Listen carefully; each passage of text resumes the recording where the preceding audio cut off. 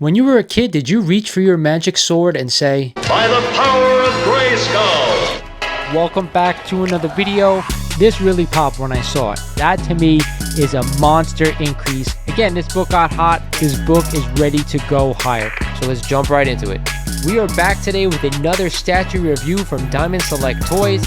Without further ado, let's get into the review.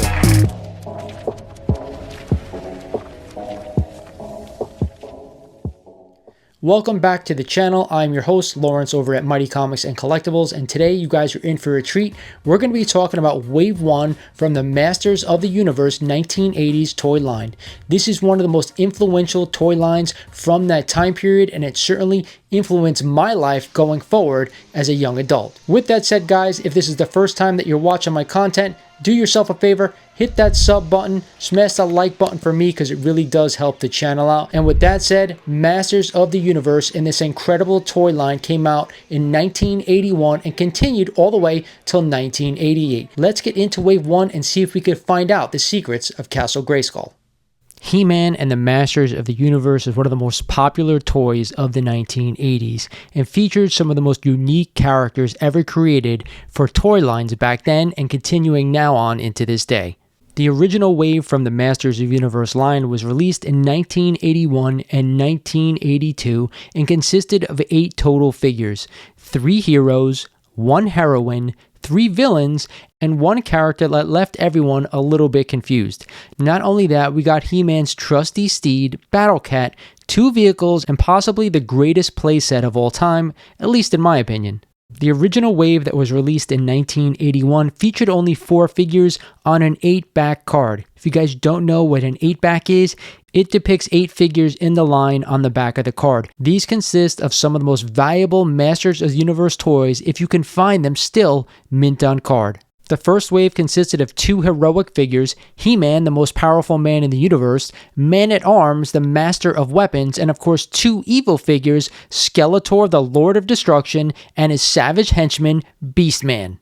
The next 4 figures were released in 1982 and consisted of Merman, Ocean Warlord, Stratos, Winged Warrior, and of course Teela, the heroic goddess, and Zodak, the cosmic enforcer. These were also released on 8-back cards, but they were re-released again in 1982 on 12-back cards featuring all the 12 figures that came out with Wave 1 and a few from Wave 2. Most of the early figures in the line consisted of the same muscle-bound physique, notwithstanding the heroines and a few other figures thrown in there like Ram Man and Orko.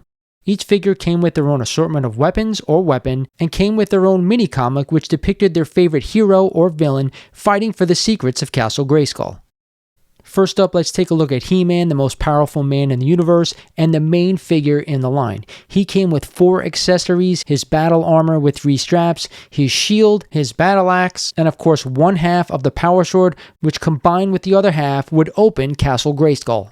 Man-at-Arms was one of the more colorful figures in the line, which I absolutely loved. He came with a bunch of different accessories, including a mace and a bunch of removable armor, like his chest plate, which coincides with He-Man's, and armor that can be removed on his arm and leg.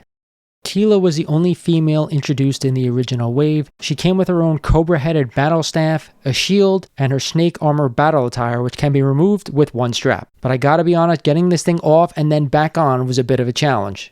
Up next, we have Stratos, another very colorful figure, but to me, he didn't really have an action feature, so he was a little bit hard to play with in the 1980s, but regardless, I absolutely love the way he looked. Now, there are 2 versions of Stratos, so be aware. We have this version with the blue wings, and then we actually have the one with the red wings as well. There is an early action figure which consists of a blue bearded Stratos, which is very, very expensive if you find them, but right now, any Stratos will do. Then, of course, we have Battle Cat, He-Man's trusty steed.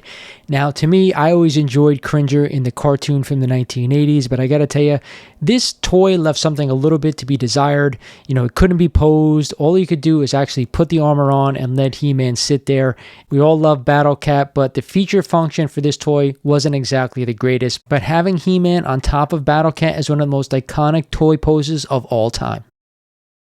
No iconic toy line could be complete without a playset, and this might be the greatest playset of all time, Castle Grayskull. Not only did this thing look the part, but actually came with some fantastic accessories. Inside of this thing was an actual elevator that took you from the bottom pit all the way up to the second floor. It came with a weapons rack, a training station, and even a trapdoor that was controlled by the throne of Castle Grayskull. The castle itself doubled as a carrying case. Other features included a laser, and of course a trapdoor which could only be opened by combining both of the power swords to make one. In my opinion, Castle Grayskull was the greatest playset ever, from the look to the playability, and to now, of course, being an adult, an iconic piece of 80s toy history. What do we have here? It's Castle Grayskull. And it's mine. Not so fast, Beastman. He-Man!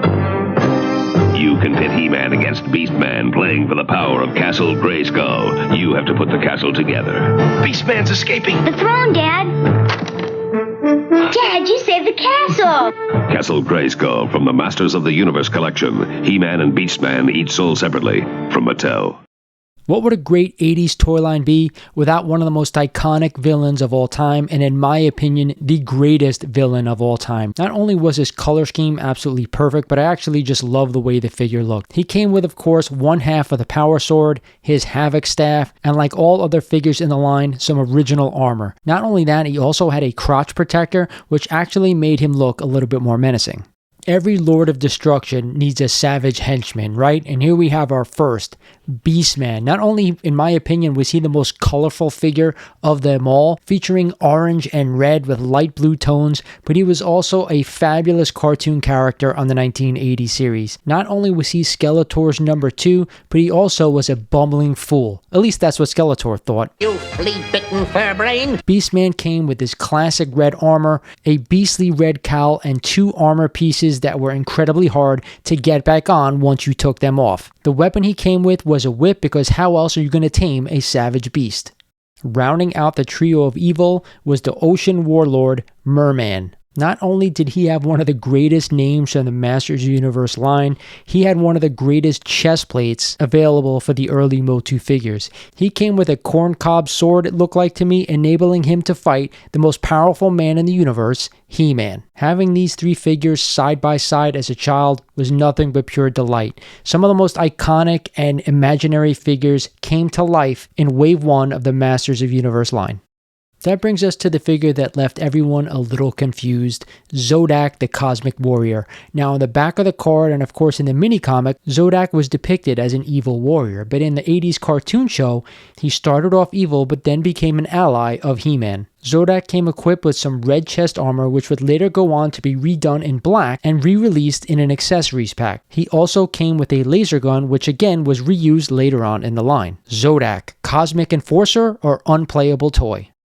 Wave 1 of Masters of the Universe gave us some iconic heroes and more iconic villains that stepped out of the 1980s. Still to this day, if you can find these figures loose and complete or mint on card, it will cost you a pretty penny. If you're a vintage collector or just a Masters of the Universe fan, we still want to know the secrets of Castle Grayskull. That's it for this video, guys. I hope you enjoyed this one. Masters of the Universe and the entire line of figures were some of the most unique and iconic characters that have ever hit toy shelves from the 1980s until now. I want to hear your comments down below. What do you think of this line? Did you own it growing up? Do you own it now as a vintage collector? I'd love to hear your thoughts. This is Lawrence over at Mighty Comics and Collectibles saying thank you for watching, and I'll talk to you guys soon.